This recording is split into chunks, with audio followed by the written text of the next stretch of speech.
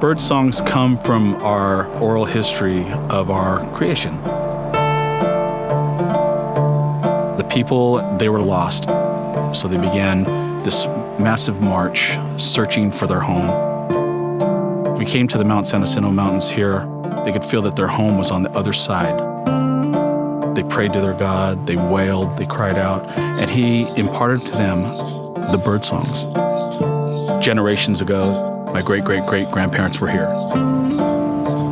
Years ago when I was in college, I was taking an anthropology class, and the instructor asked how many people knew where their grandparents came from. Several people raised their hand, not everybody. And then he even went further, your great-great-grandparents, do you know where they actually came from? I was the only one that raised my hand, and he says, you're Native American. I said, yes, I am. The Abokalinte translated is the hot water people. We live in the desert, right? So water is life. Through legends, that's where our people came from, was those waters. Being able to say that this is my ancestral home is, I think, one of the most important things for a Native person.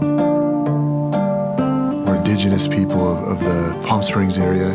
We've been here over 5,000 years.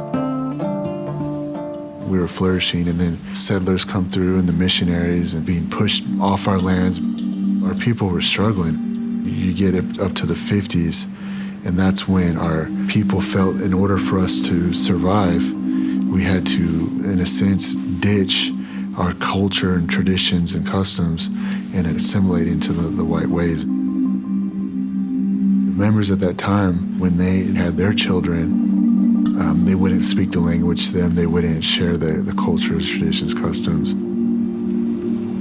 Our world was changing, and for us to survive, that's what we had to do.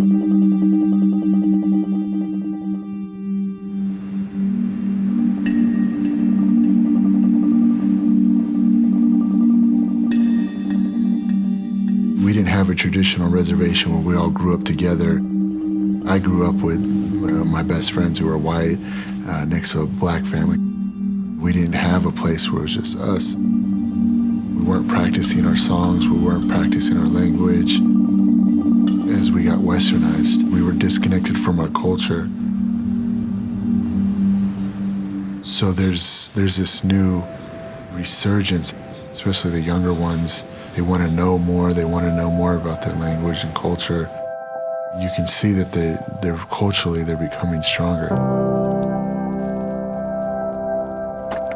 We take pride in that our tribe is so strong.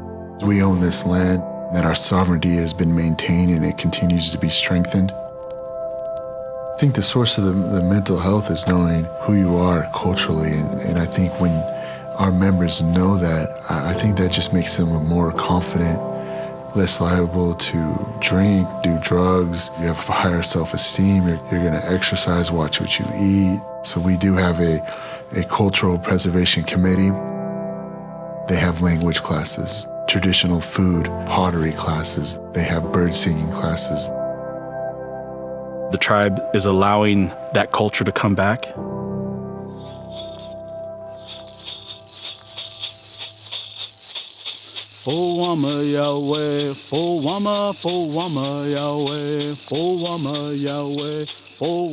My father revived the bird singing here for our tribe.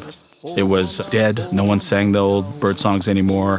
My father reached out to an elder and asked him if he would teach him the bird songs. And, the story goes that Joe said, come back tomorrow. My dad would come back the next day, and then he'd tell him again, let me think about it a little bit more, come back tomorrow. And finally he ended up saying, okay, I'll teach you, but it's going to be a commitment. And he taught my father all the old bird songs. He incorporated us kids into the bird singing and my sisters into the dancing. And then my uncle joined in, and then pretty soon it was revived again. We've actually found a piece of our culture that we can actually hang on to now, that we're not going to lose anymore. We've started at the same place we left in the beginning. People searching and longing for a home. This giant mountain was too big to cross over. And as they sang the bird songs, miraculously they were changed into birds and they flew over. So we became human again. That's what the bird songs mean to us. It helped us find our home.